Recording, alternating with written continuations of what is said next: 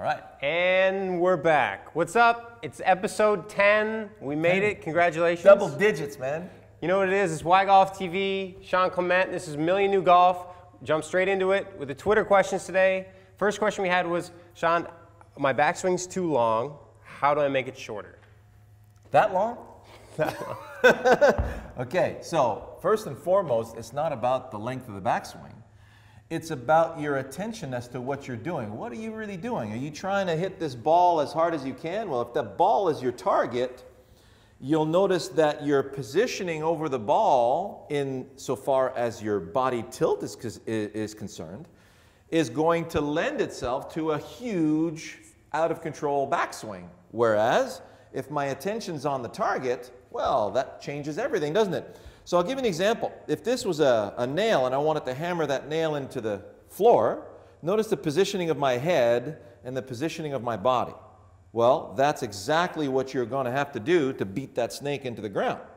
Versus, I have a door frame, I have a nail that's horizontal to that door frame, and I want to squish that nail through the door frame on that horizontal line. Well, that's like me shaving grass with the sole of my club toward the target, and that requires this positioning of the body.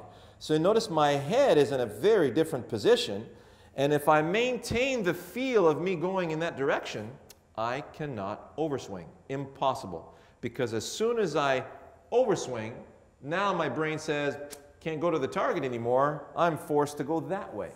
So right there in a nutshell is, you know, are you minded on your target or are you minded on the wrong target, i.e. the ball? Yeah. Another thing to keep in mind there too, guys and girls, is don't associate effort with the ability to create speed, okay? And a lot of people go, I want to hit a ball far, and in order to hit a ball far, I need to feel a fast swing, which is generally what they're feeling is them getting out of balance.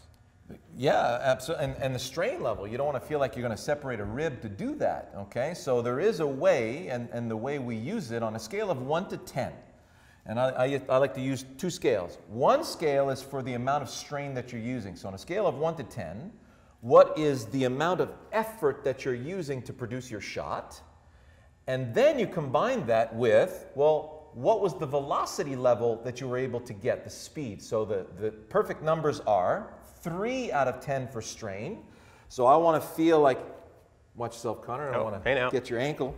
Okay, so I want to feel like I can generate a nice velocity so I can really whip the snot out of it easily is the term that we're trying to use, okay? So I want high velocity, you know, not too high, about 7 out of 10. You want to keep it below the red line with a nice low strain. So that's a great point that you're making. Yeah, and the last thing to wrap that thought up, we actually made a video about this. It's on our Vine page, in which we use the dynamic weight of the club swinging. And just check it out. It looks like this, okay? Where you swing forward, your body gets out of the way. And that's a great drill. You know, we've done this a zillion times with a zillion different people, and nobody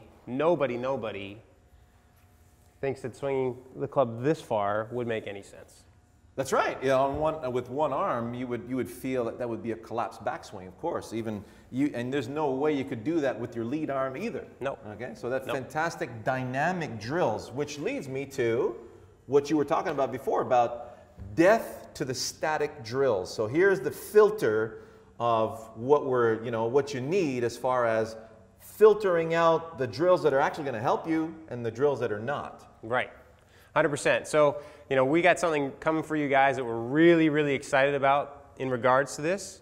But I think for today, for episode 10, if you can do an exercise that allows you to harness momentum, or momentum is the governor for what would be correct or not correct, momentum will never fail you. Is that fair enough to say? Fantastic. Now, how would you use momentum to hit a low knockdown shot to finish this show? Okay, so we had a question about a low draw. I would just, you know, primarily if I'm trying to hit a low draw, I would do 2 simple things in my setup, and then that should allow me to pinch the ball, boom.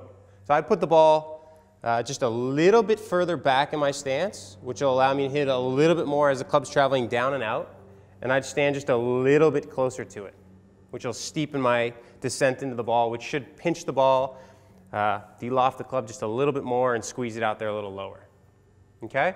How would I practice that? You know, I love the idea of feeling like I'm swinging forwards, backwards, and forwards. And I would just make those little tweaks to my setup. You know, stand a little bit closer, put the ball a little bit further back. Boom. Fantastic. Cool? Cool. All right, so that's it. So we'll see you in episode 11. See you then.